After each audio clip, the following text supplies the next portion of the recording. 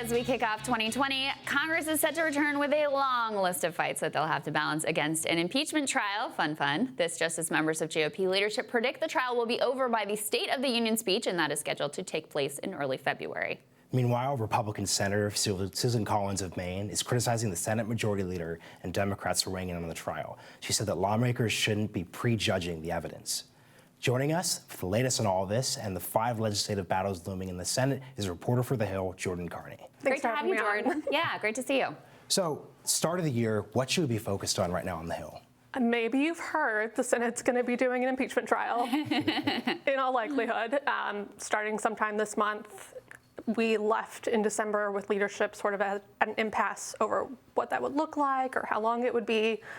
They're still an impasse as we come back. Are we certain? I mean, there was this floating of the idea that Pelosi may just not send the articles of impeachment over to the Senate. I mean, is that just a head fake or is that a real possibility? I mean, I think that you mentioned there was some discussion of that early on, saying if we can't get McConnell to agree to, a fair trial, maybe we'll just hold them for indefinitely in the House.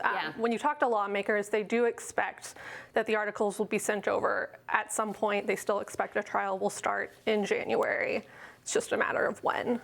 There's been a lot of controversy over whether witnesses are going to be called. Like, what are the chances that Joe or Hunter Biden would be called to testify? You've had Republican senators and, strong Trump allies. You've had John Cornyn, for example, say that would be going down a rabbit hole to call them, and they should just stay focused on sort of whatever comes over from the House. Make it quick, make it straightforward, and then move on. Yeah, it seems like Trump is in a different place on this, though. I mean, I don't understand, personally, if I'm thinking from the Republican point of view, I don't understand why you don't call Joe Biden and Hunter Biden. I mean, really, you want to ding this guy. He's your potential adversary for the general election. Hunter, in his interviews that he's given, he doesn't hold up particularly well. He's not particularly a great sort of character witness. So what would be the hesitation in doing that? Well, one, they would say would kind of turn the Senate into a circus. You would also have to ask if those witnesses could get 51 votes to be called. When someone like Susan Collins or Mitt Romney or Lisa Murkowski agree to go along with calling the Bidens and sort of going down that rabbit hole. What are the chances that this doesn't turn into a spectacle? Because I feel like it's almost inevitable, right? It seems like even if whether Hunter or Joe Biden speak themselves, it's going to be a spectacle. It's like you just said, every incentive is on President Trump to turn it into that.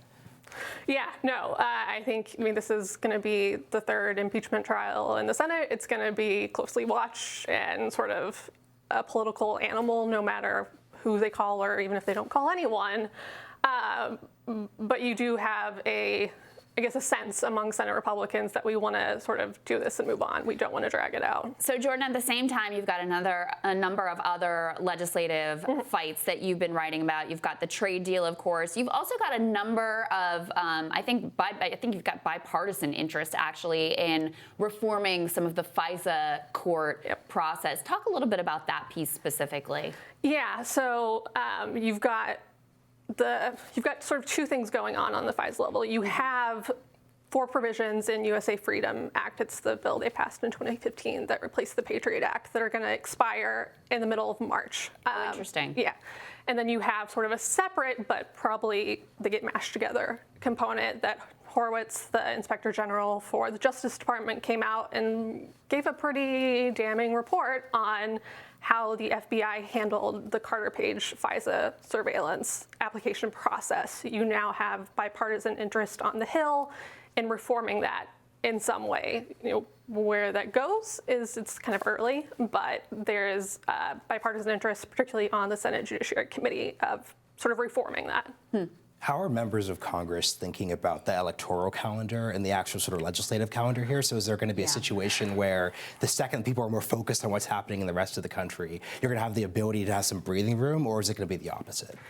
No, I think it's probably the probably the opposite, in the sense that the 2020 election impacts everything. It impacts how we talk about impeachment, and it's going to impact sort of how we talk about USMCA. It's already passed the House. I think it's sort of the common knowledge on the Hill that as you get closer to November, it gets harder to get things done. So if you're going to get things done, you want to get them done earlier this year. Right. Well, and of course, I mean, obviously with the Senate impeachment trial, it directly impacts the candidates who are running for president. I mean, two of the front runners, Warren and Sanders, will have to be there in the Senate probably 6 days a week. So is that something that Democrats are even really thinking about? It hasn't seemed to me that it's really entered into Pelosi's calculations at all.